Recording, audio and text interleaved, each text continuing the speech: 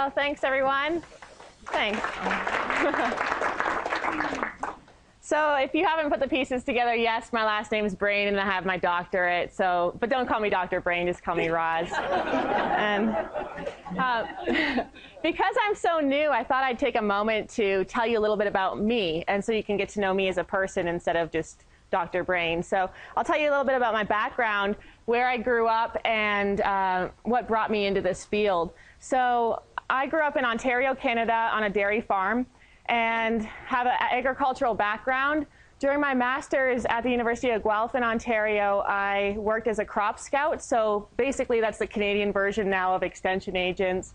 I went out to farmers and ranchers, and I did checks in their fields for insects and for weed issues and everything else that farmers have to deal with, and then I would give presentations and give recommendations based on what I would find in the field. And my master's research was on public perceptions of organic versus conventional agriculture. So just got a lot into both realms and tried to create an unbiased perspective, but what the public perceived of both areas. And also during my master's, I worked with the government in Canada on a buy local campaign. And that was really beneficial for me, having grown up on a farm and seeing a lot of my friends' farms be developed. Southern Ontario is a really developing area with London, Toronto, Niagara Falls, and like any farm kid, or most farm kids, I started to get a little frustrated with watching that city encroach closer and closer to my family's farm, which is still there today, which is great. My brother's going to take it over. But I really got into land conservation with that and was happy to work with the government on a buy local campaign. So I went and did grocery store audits around the area of Waterloo, Ontario, and looked at, during our peak growing season, how much of the percentage of grocery store products was local. And it was really eye-opening and heartbreaking to see that it was very minute, and saw that there was huge issues in the grocery store chains with how they sourced their products. And then we came up with a buy local, buy fresh map for Waterloo region that had the farms and the time of year that they had produce available, and whether they sold at the gate or at farmers markets, and gave that out to the general public. And that was really a great project, hands-on project to work on. A lot of times in grad school, us grad students don't get to see any of the benefit of the papers we write or anything we do. So it was nice to actually see some change happen during that time. Also during that time, I discovered, I shouldn't say the States, because we went down to the USA every year in the winter, like all snowbirds in Canada. But I did discover agriculture and the differences between agriculture in Canada and the US. And I did that through going on an exchange down to University of Florida, and we toured their strawberry production, citrus grows, and their cattle ranches.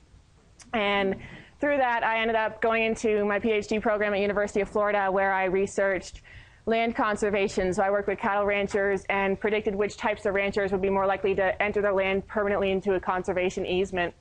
And that was really great. And also during my PhD studies, I did a lot of behavior change strategies and looked at that and on sustainable behaviors, and helped the university implement an outdoor paper and bottle recycling initiative, and get paper and bottle recycling bins on campus made of recycled plastic. And Pepsi helped fund all that for us because they were the main contributor of the bottles on campus. So that was a really great thing to be involved in as well, just really hands-on. And I love being able to take, overall, I would say my job is ideal for me because I love taking the theory and then putting it into practice. And so just not stopping at a theory, but then going out in the field and helping people actually change their behaviors. So I've done a lot of research on behavioral theory and sustainable behavior change. So that's who I am. And if you have any questions or want to contact me, my email is just roslyn.brain@usu.edu.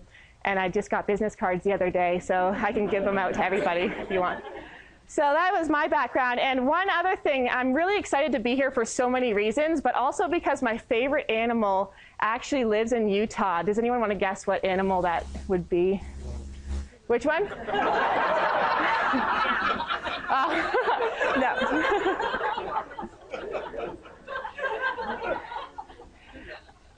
Any guesses? Wolves, badger. Badger, wolves, no. And what was that first one that you said?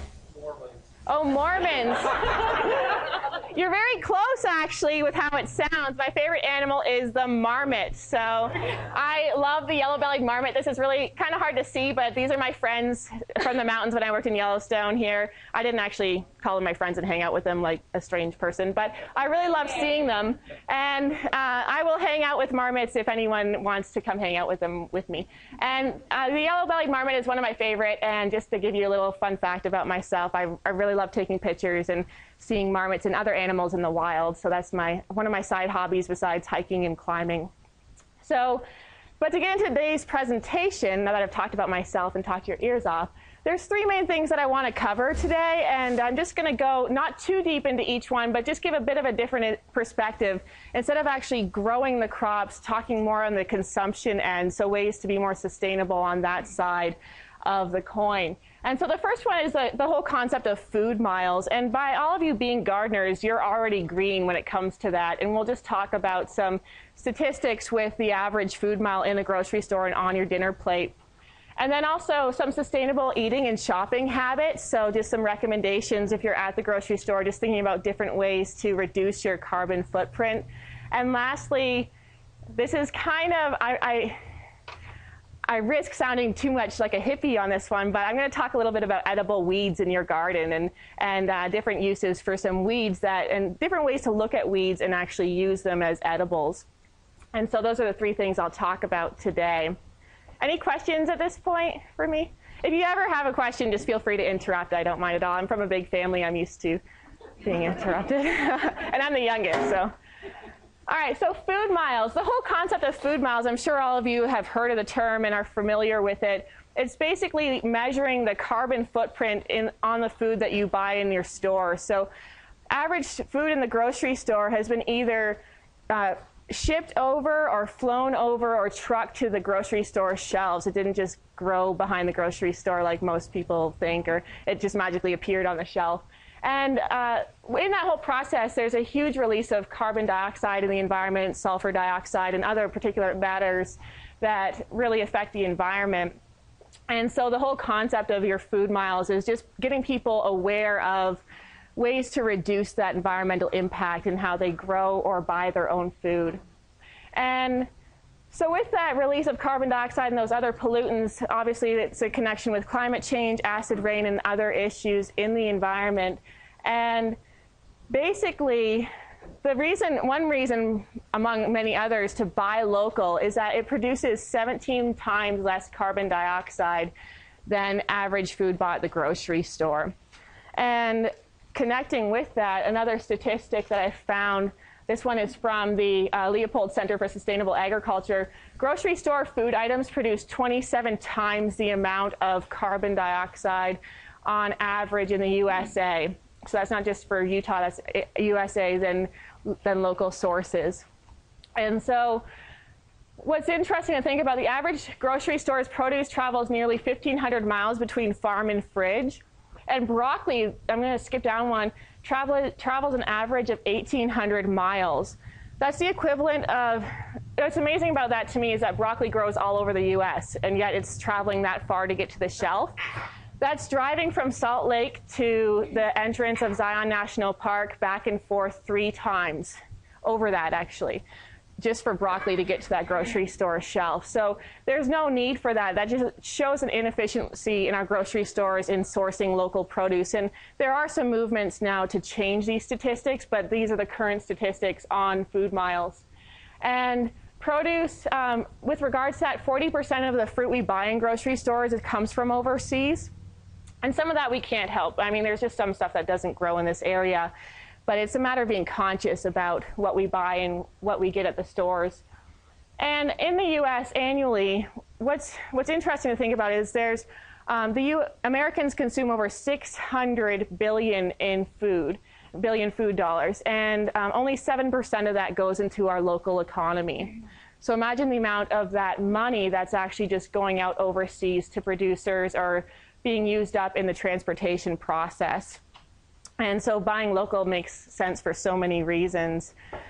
And to continue with food miles, if we bought direct from farmers, it really, as we know, benefits the farmer immensely. And just found some really neat statistics on this from the Joint Standing Committee on Agriculture, Conservation, and Forestry report from 2002.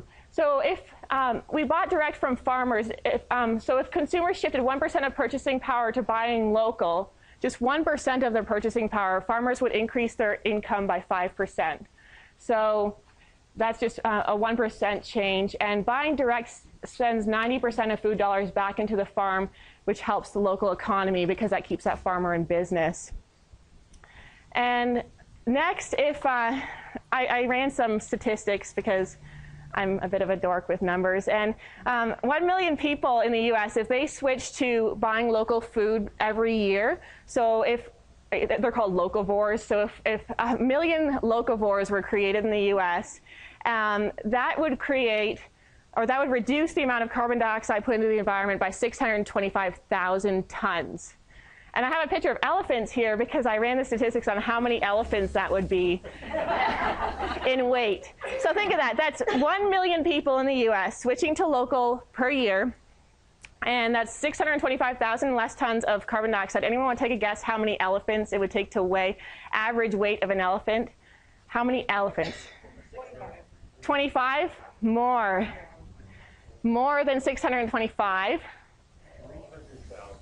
300,000. It's in the 100,000 range. It's actually 178,571 elephants, average weight. Brain. So just think of that. That's incredible if you think of that amount of carbon dioxide that we can really take out of the environment just by making that decision at the store between, wow, this apple's grown here in the US or it's even grown local versus this apple's grown overseas or down in Mexico or somewhere. So just making that conscious decision as you purchase products. And so as you buy food in the store, think of this lovely elephant picture. And so for lowering our food print, there's a lot of recommendations to do that.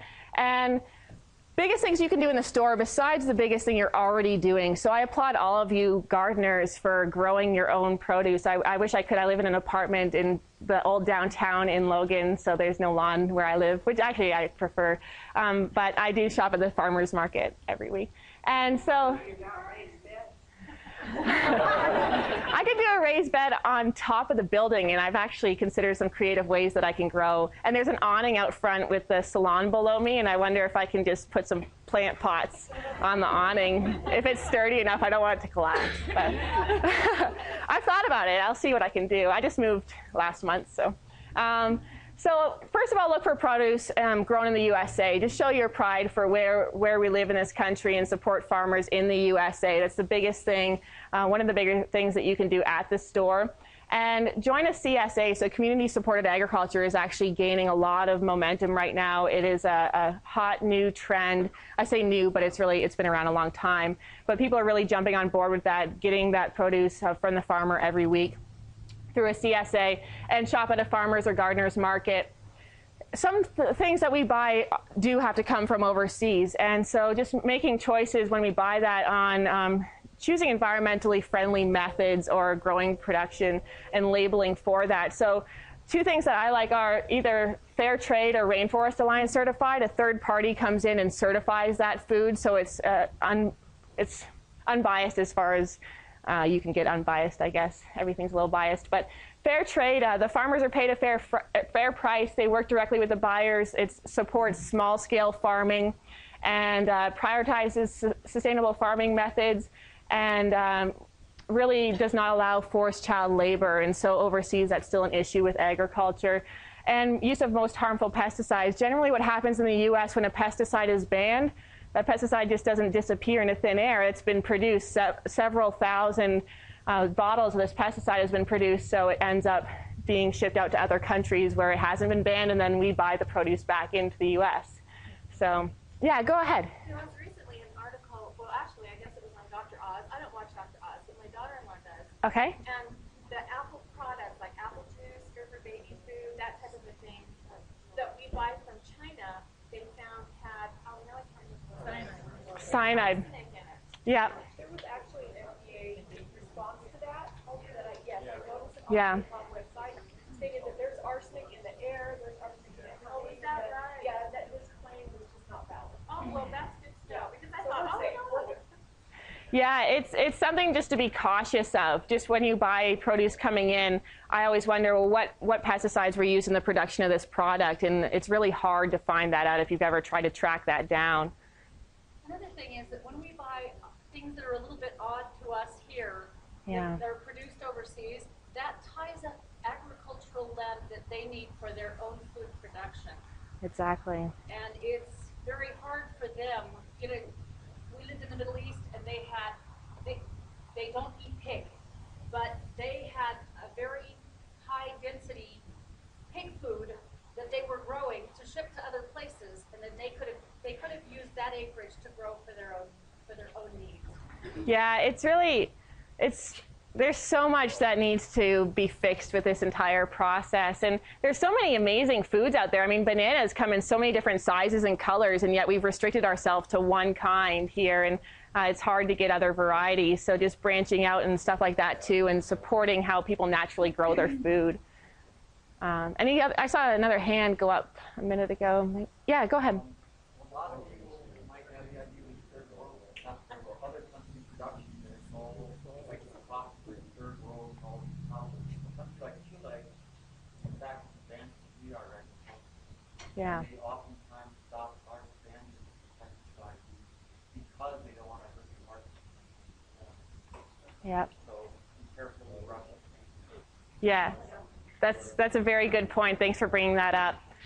And yeah, it's easy to just look at all the other countries that, well, the U.S. does this, and they probably don't have as much standards, but really it's just a matter of doing the research on where that products come from. And so Rainforest Alliance, the standards are set by Sustainable Agricultural Network, and they enforce integrated pest management, which you've learned about in other presentations, soil and water conservation, and just mainly techniques to protect the environment for the long term.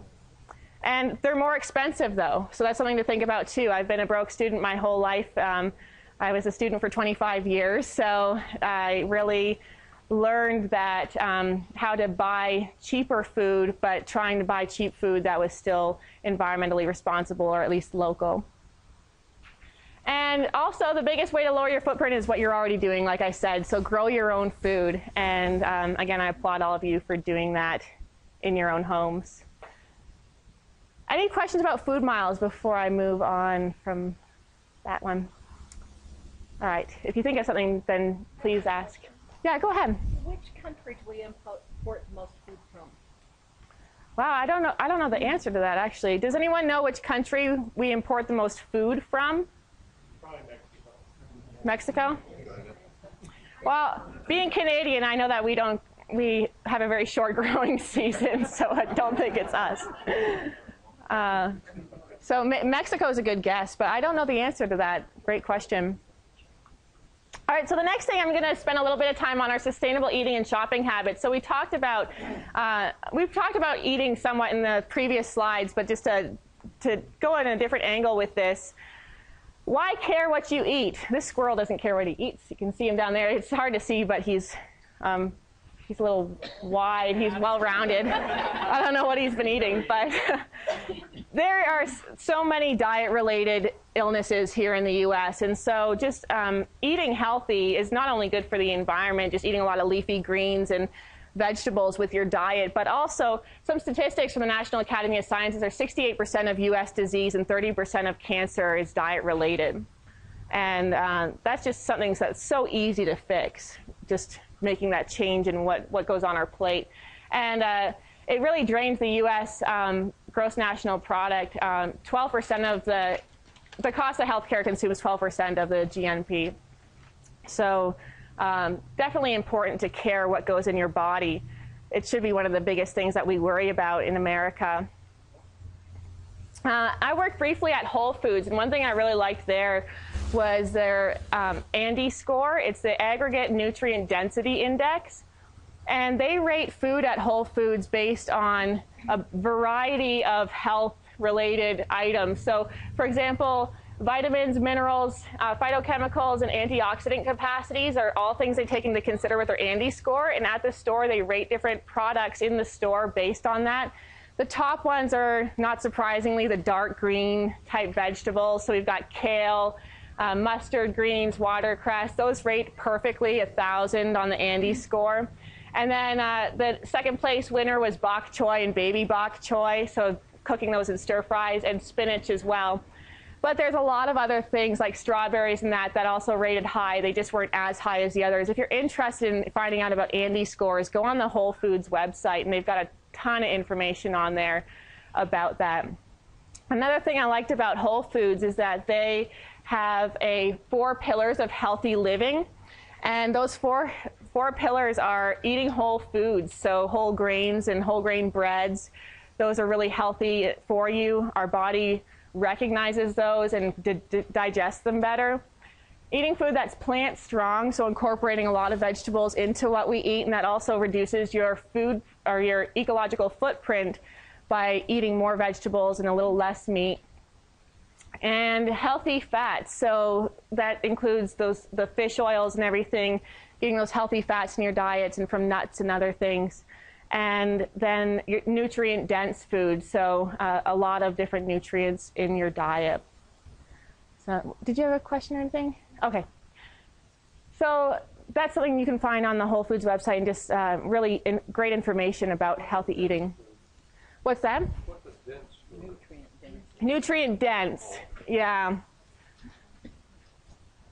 Okay, so with healthy eating and shopping, I always get asked, being in sustainability, what's better, paper or plastic? So let me throw it out to you guys. What do you think is better? And without just saying which one, give an answer as to why. We have a neither, okay? So a neither. If you had to choose, which one would be better? Why would you say paper? Breaks down faster, okay? Takes less to produce. And Doesn't it use up trees? Uses trees, okay. Would anyone say plastic? Yeah. Why would you say plastic? Because it's not meant, landfills aren't meant to have any contribution. Yeah. And paper, you have sulfur digest, you have for logging, you have sulfur dioxide, sulfur, sulfuric acid digest, you have cleaning the oxidants, like chlorine and all, white fibers. Mm-hmm. Lots of different. Yeah, that's great. Very educated answer on that. Yeah. Just the size it compacts down to, plastic, I would think. Just Okay. Can you use it again? You can use it again. Yeah, it makes a great doggy bag. Okay, so different opinions. What about free-floating plastic? I'm glad you mentioned that. Yeah, that's a big issue. How many of you, by show of hands, have seen a plastic bag on the highway or on the road? All of us, right? Yeah, it's really, really annoying. I get really fired up when I see that. So I did some research and found out, and I learned this several years ago, but trying to find more up-to-date statistics on it. And it's what our first answer was, that neither is really a good choice. And the reasons are, for paper, and you probably can't see this, especially at the back, so I'm going to read off the statistics for you. But with 1 ton of bags produced for paper, that takes 17 trees for 1 ton. And for plastic, 1 ton of bags takes 11 barrels of crude oil. So I don't know which one you would rather use. 20% of paper bags get recycled. Generally, people are more into recycling, who feel better about getting a paper bag because they think it decomposes faster, so they're more likely to recycle. The statistics show they're more environmentally aware generally if they choose paper over plastic, because it's generally, you have to make that statement, oh, I'd prefer a paper bag instead of getting the plastic bag at the grocery store. 1% of plastic bags get recycled. That really hit home with me. That's a really crazy low percentage.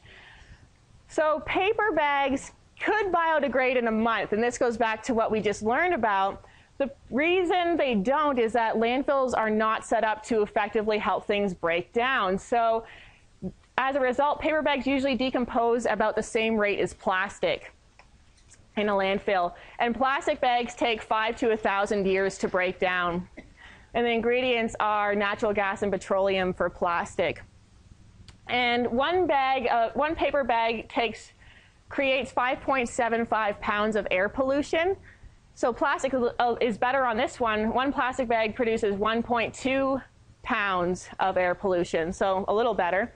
And paper generates 5 times the solid waste as plastic. So it's a lot more wasteful in its production method. More fuel is used to truck it to the store because it weighs more, so we learned that when you guys put up your hands for me.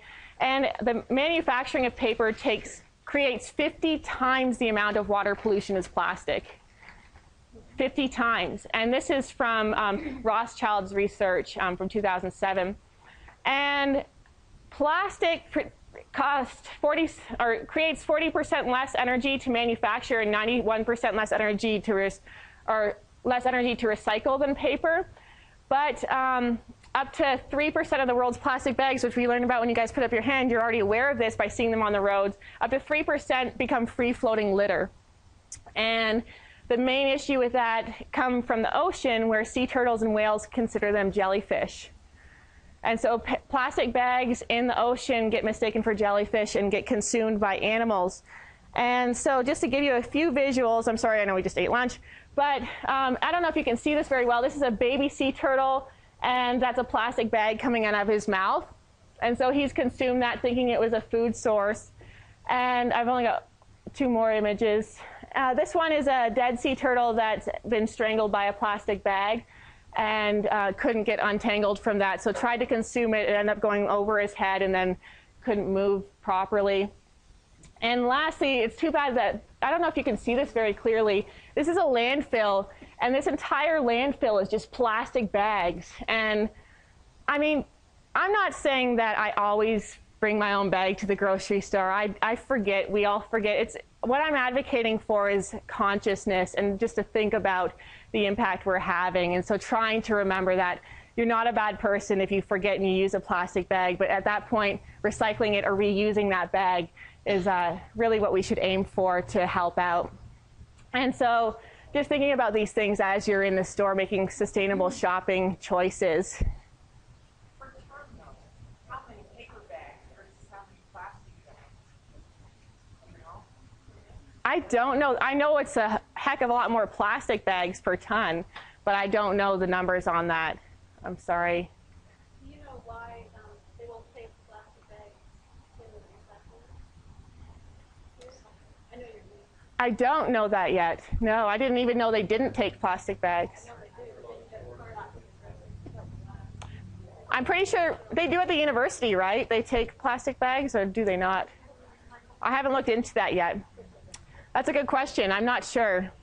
There's a lot of grocery stores, you can like save them all up and stack them in and come back to the food. Yeah, I've seen that at a lot of grocery stores. Have you guys seen at grocery stores they have a bin where you can bring your plastic bags back? And so that's a better choice than just throwing them out. So just being conscious of what you can do with these things if you need to use them. We all at some point in our lives need to use a plastic bag or a paper bag. It's going to happen. I'm not an extremist. I'm just trying to vote or advocate for best practices. So what I advocate for is to bring your own bag. And now each and every one of you have your own bags from attending the conference. And I was really glad that you handed these out, because I was looking through mine. I'm like, I just don't have that many to give to people. And some of them I haven't washed in a while, and I don't think you'd want them. So definitely try and bring your own bag. But the reason I put change is hard up here is because I am a behavioral theorist, and I realize that trying to advocate for people to change their behaviors, even if it's something that seems as easy as just, well, bring your own bag to the store or don't use one there, it's hard. And why is it hard to bring your own bag to the grocery store? I'm going to ask you guys, what are some barriers involved with that? When I unload my food and then I put my bag next to my purse thinking I'm going to put back in my truck, it doesn't get out in my truck. Exactly. So I go to the grocery store after work and I don't have my bag. None of us, when we're done unloading all those groceries, want to run back down to the car and throw our bags back into there. It just doesn't happen. Yeah, that's a good point. Cashiers don't like to bag with like a green bag because they'll reach the point where they're like, we can't pay anymore. We'll just shove in a plastic bag. Yeah. That banana in there. I get that a lot where they'll try and still use plastic bags. It's like, no, I brought the bag so you don't have to use the plastic bag with it. That's hard. Sometimes just cashiers aren't super enthusiastic to stuff your bag for you, especially if you haven't washed it in a very long time and it's got some funky onion smell or something. And that's what you're saying, okay, if you reuse them, the bacteria grows in your bags, and they've done tests on that. Yes. Find there's bacteria. Yeah, so try and wash those bags once in a while. But there's an added behavior that you have to do to maintain those is now you're washing your own bags. If you leave them in your back seat where you can see them, they decompose. They can decompose. That's really funny. I don't want to get too off track, but I had a, you know, the cutlery and that's made of corn, or it's compostable. I had one in my car, and I went back in after a conference, and it was just like a puddle in the bottom of my cup holder, and I was like, oh my gosh, what do I do with this now? I felt really horrible, but it just totally melted. So it could decompose in your car. What are some other barriers to bringing your bag to the store? Well, this has just been my experience with forgetting my bags. The clerks will oftentimes want to put one item in a plastic bag for you to take home. Mm-hmm. No, load them up. Yeah. I don't want to take anywhere home. So that's a great point. And also, if you have to use plastic, trying to put more in there without it ripping, but trying to use less if you have to use it. And so we talked about some barriers. And what I want you to think about are what are some ways to overcome those barriers, make it easier to bring your own bag to the store? I have a friend who rewards herself with a Nutty Buddy bar every time.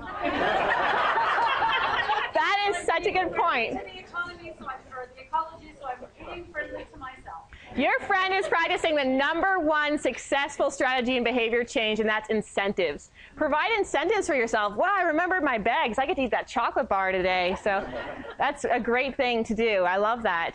What else? What can you do to make it easier to remember? I noticed that stores are putting signs on the cart returns. Did you get the bags out of your... That's great. Did you get the bags out of your... So a prompt so you don't leave them in your car. It's one thing at Whole Foods. I'd have customers come through all the time and say, oh, I left the bags in the car. I'm thinking, like, run out to your car and get your bags. Like, they're right out there. But if you remember before you even come into the store, that's a great thing with that prompt being on the cart. But not all of us walk into the store with an empty cart. We usually get that in the store. But that's a great strategy that grocery stores can use to help you remember. Put it on your grocery list. Exactly. I love that you said that. I was going to mention that as a point. Put it on your grocery list, maybe with a highlighter at the top. So when you grab that list when you run to the store, bring your bags. Oh, okay, I got to remember those when I go.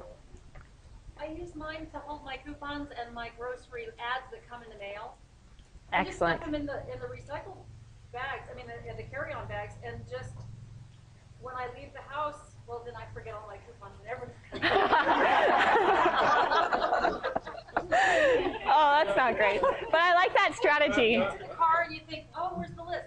And the list is in the bag, but so are the coupons and the ads. I was going to say that's an excellent thing that I do that helps me remember is I put my grocery list in the bag when I'm done writing it out. And then when I go to the store, I think, oh, where's my list? And then I have to grab the bag because my list is already inside of it. And so as long as you don't forget your bags and your list and then you're roaming around aimlessly in the store, then that's a great strategy.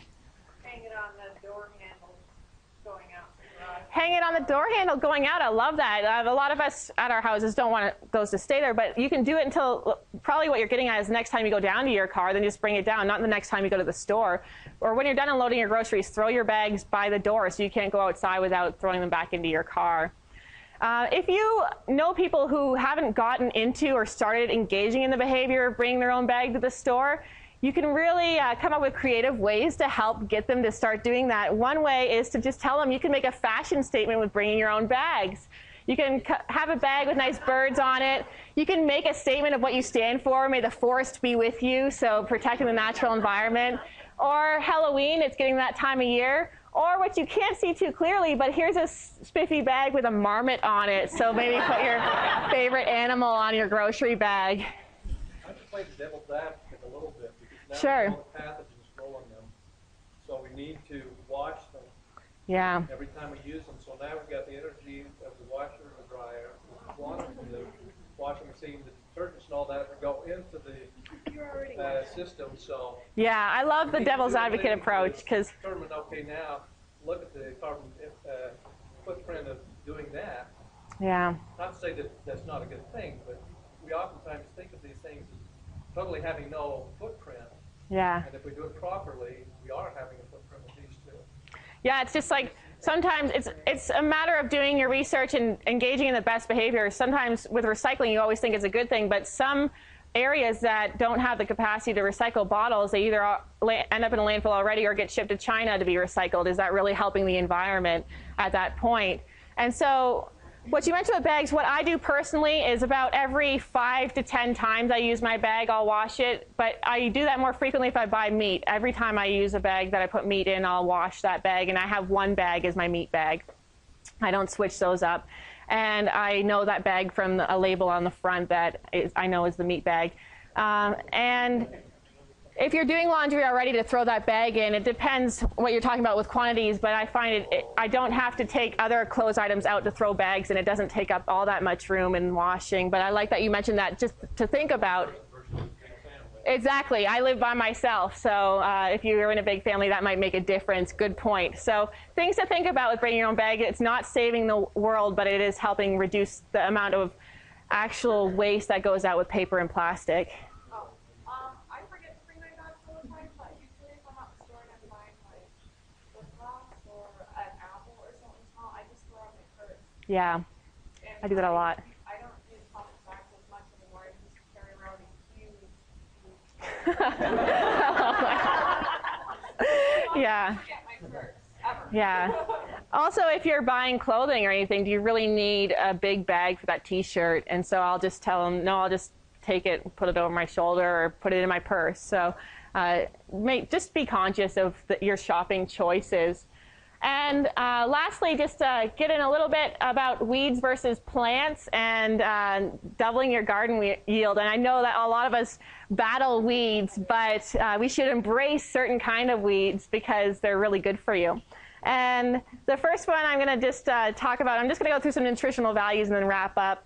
So the first type is lamb's quarters, and as a crop scout in Ontario, this was one of the recommendations I would have to farmers because they would overtake their fields, and then you'd recommend, well, I would spray in about a week because lamb quarters are taking over. They're all over the place. They're here in Utah as well.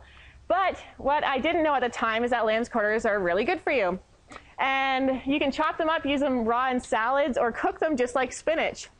And if you look at the nutritional chart, if you can see this, 26% of your daily recommendation for calcium are found in 100 grams of lamb's quarters, and 232% of your daily vitamin A needs. So just go eat some lamb's quarters and you'll be great on that. And vitamin B1, 13%, B2, 24%. So just very healthy for you, lamb's quarters. Lamb's quarters, they're the ones that have that white waxy right on the inside at the top. They grow, the leaves come out, and then they have a waxy white area in the middle. Can anyone explain them a little better who knows what they look like? Yeah. They were green on the top and gray on the underneath. Yep, they're silvery underneath, green on the top, but in the very middle, they have this little waxy type white thing, and I don't know how to explain it better than that.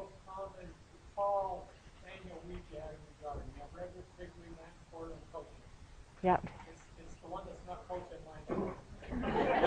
Or pigweed, yeah, exactly. So lamb's quarters you can definitely use, and actually, before you guys go, if you're really interested, I printed a front and back sheet that's recipes with some weeds. And so here's lamb's quarters quiche with coriander from janespice.com. The description there, I did not live in Australia. That's the lady who wrote the recipe, lived in Australia, and she's talking about her great experience with making quiche.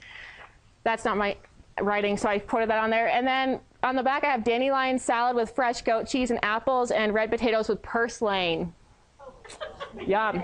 So actually, while I finish up, you can take one and pass that out. I'll split these with the rows. And so lamb's quarters, very good for you. Purslane. How many of you know purslane? Okay. Oh, I heard someone say love it. Yes. So purslane, they're a succulent plant. They retain their water in their leaves and in the stems. And a lot of us know it. They grew in Ontario as well, so I knew them coming here. And but I did not know how good they were for you until recently. So they contain a huge amount of omega-3s. Did any of you know that? Purslane omega-3s. In fact, they contain so much that it's more than some fish oils you buy at the grocery store in capsules. So instead of buying bottles of fish oil, eat some purslane. And they have more omega-3s than any other vegetable plant. So very, very healthy. And their stems are high in vitamins C and B complex. And so, yeah, go ahead. When was the last time you added some to one of your salad? Added some to salad? I've actually only eaten it by itself, and it's kind of different. So give it a shot. Slimy, I'm glad you said that. It has the similar properties to okra. So it can actually be used to thicken sauces. And you can chop it very young leaves in salads, blanch or saute it in olive oil, garlic, and chili, or thicken in sauces once cooked just like okra. It also makes a really good pesto.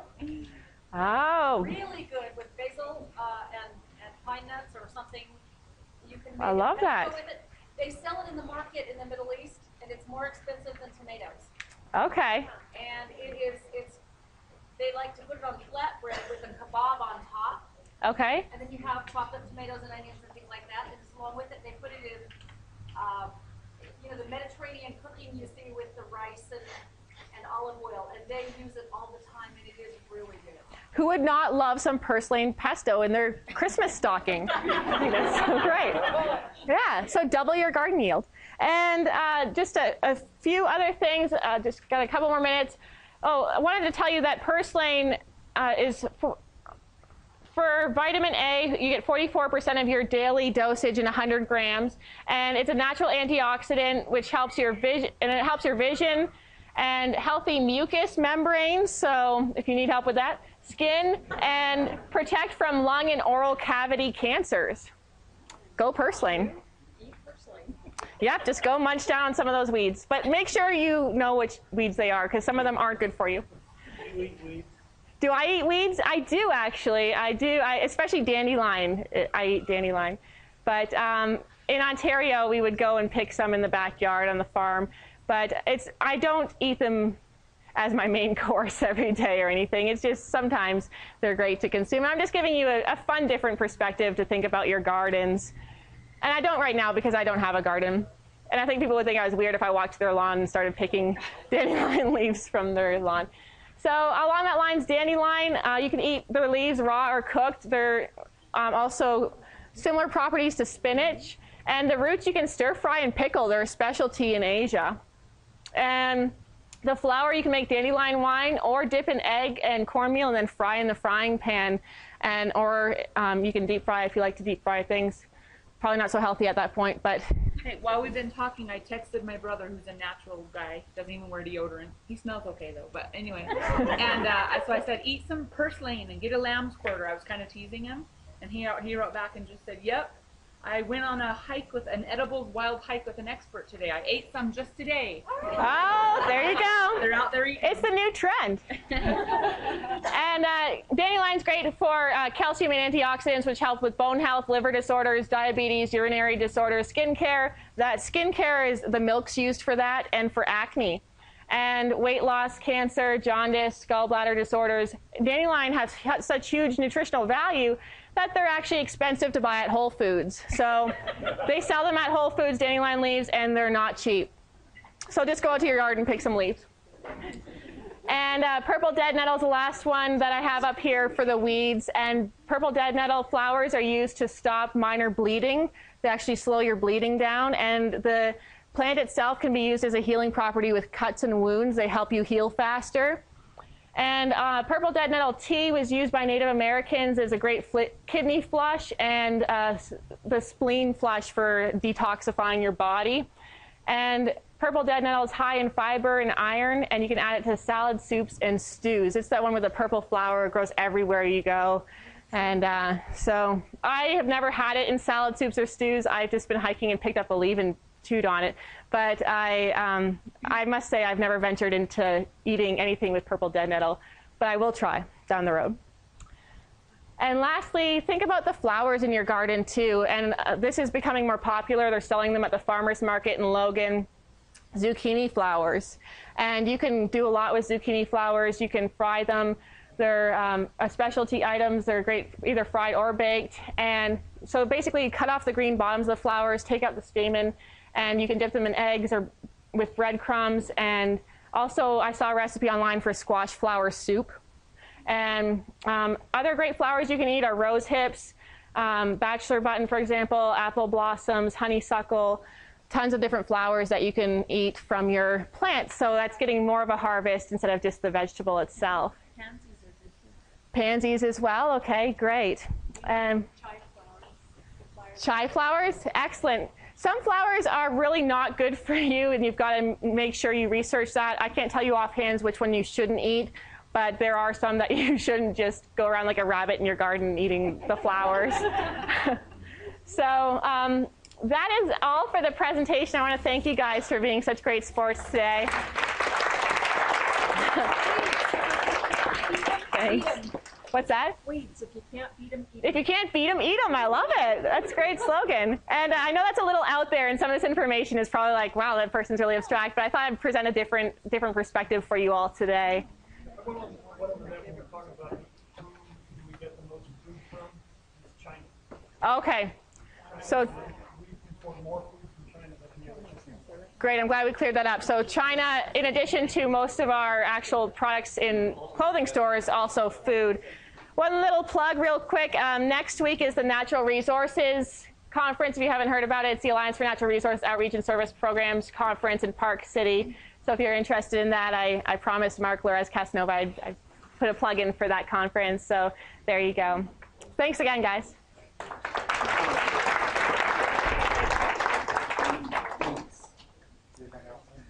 Thank you again. That was very good.